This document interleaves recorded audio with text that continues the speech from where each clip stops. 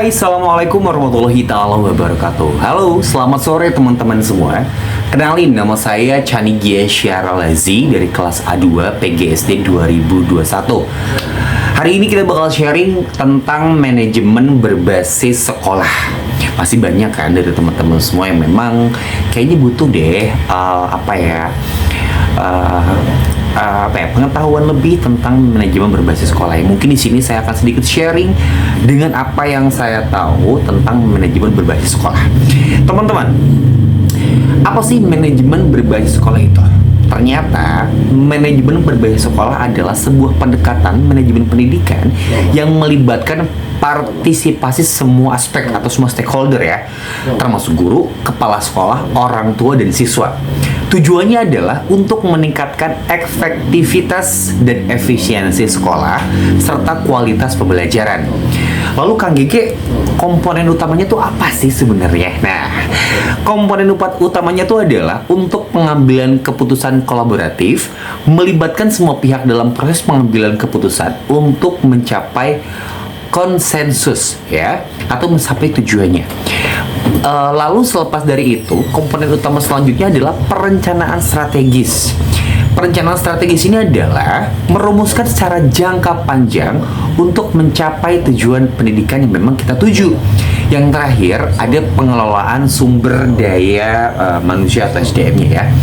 Di sini, efisien dalam mengelola dana, fasilitas, dan personil. Oke, terus Kang Gege, implementasinya tuh bagaimana? Nah, ini pasti ditanya ini ya kan. Implementasi ini adalah partisipasi aktif, menyertakan semua stakeholder dalam proses pengambilan keputusan dan pelaksanaan program. Penerapan secara strategis, melaksanakan langkah-langkah sesuai dengan rencana strategis yang telah dibuat. Yang terakhir tuh ada evaluasi yang berkelanjutan. Terus menerus melakukan evaluasi dan menyempurnakan proses manajemen berbasis sekolah. Apa aja sih manfaatnya manajemen berbasis sekolah ini? Tentunya ada dong manfaatnya. Di balik semua tadi yang sudah dijelaskan tentang manajemen berbasis sekolah, ternyata teman-teman, manajemen berbasis sekolah ini tuh memiliki manfaat. Yang pertama, ya kan, meningkatkan kualitas pendidikan. Dengan manajemen berbasis sekolah, ya, yang tentunya dengan melibatkan semua pihak, manajemen berbasis sekolah ini tuh dapat menciptakan lingkungan pembelajaran yang lebih baik. Itu yang pertama. Yang kedua, peningkatan keterlibatan orang tua. Di sini, peningkatan keterlibatan orang tua itu membangun hubungan yang positif antara sekolah dan orang tua, supaya mungkin ya orang tua di rumah pun tahu perkembangan pendidikan anaknya itu seperti apa ketika di sekolah. Dan yang terakhir, ada pemberdayaan siswa.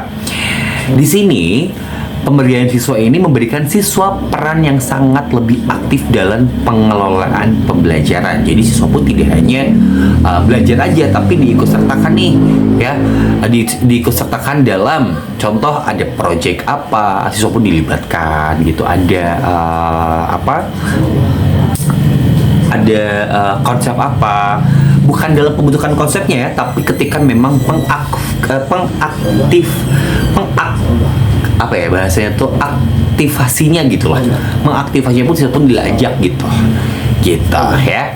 Terus ketika berbicara soal manajemen berbasis sekolah, ada nggak ya tantangan dan solusinya? Tentunya ada. Kalau kita berbicara soal tantangan, ada tantangan secara umum. Yang pertama tuh biasanya kurangnya keterlibatan ya, dan tiba-tiba ada resistensi perubahan. Nah, terbiasanya ya, ketika memang dibentuk manajemen sekolah yang oke gitu, tidak banyak stakeholder yang mau membantu untuk membuat manajemen itu. Biasanya terkadang ya udahlah sekolah aja deh, ya udahlah ku sekolah gitulah ya, ku tim khususnya gitu. Namun sebaiknya sebetulnya ketika memang pembentukan struktur itu tentang manajemen yang oke itu ya, semua stakeholder ini yang tadi dari siswa, dari orang tua, dari guru, dari kepala sekolah gitu ya, memang harus bekerja sama gitu membuat struktur yang baik gitu. Nah, solusinya bagaimana Kang kalau misalkan memang tadi tuh kurangnya keterlibatan dan resistensi perubahan? Solusinya adalah pendidikan dan perlibatan semua pihak.